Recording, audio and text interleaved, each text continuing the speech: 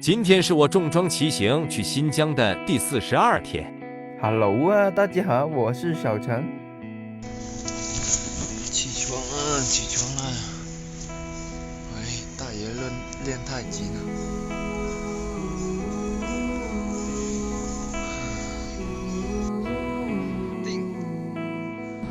今天天气特别好呀，阳光明媚，不冷不热，真是骑行的好日子。西宁市这座城市的街道好干净，好整洁呀。今天的路况特别好，这边走了差不多20公里，都是这种路况，就有点无聊了。骑着骑着，真的是有点无聊了。没有爬山那种挑战性，又累又满头大汗的。这一眼望去都是在这边露营的，超多人在这边露营。今天是周日，能不用上班，大家都跑出来享受户外时光。整一个炸鱼皮吧，香脆鱼皮。我记得我小时候特别喜欢吃这个，但是现在我在老家那边也卖不到了。我没想到来到青海这边还能卖得到这种炸鱼皮，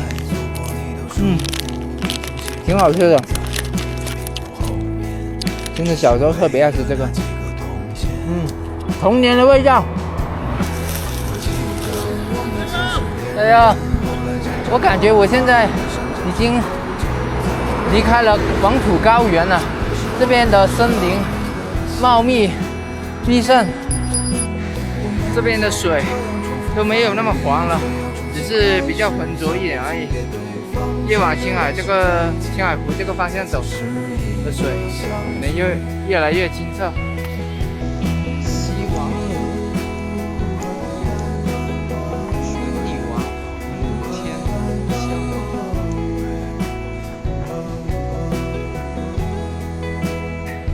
什么？那个位置还有个瀑布呀，有点像水管流下来的，应该不是吧？有点不像，挺好看的。109风景观景台，我去看一下，有什么美景可以看的？河流。大山好像也没啥好看的。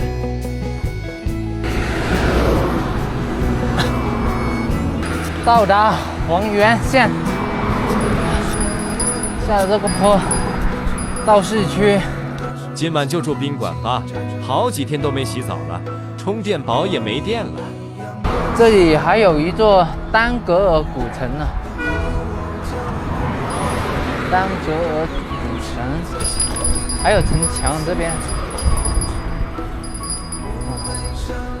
这是不是新建的城墙？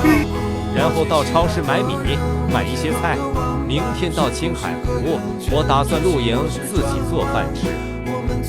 买了一个鸡，还有这个白象方便面，广式腊肠，2个土豆。辣椒，还有鹌鹑蛋。到时候明天到青海那边直接自己煮饭吃。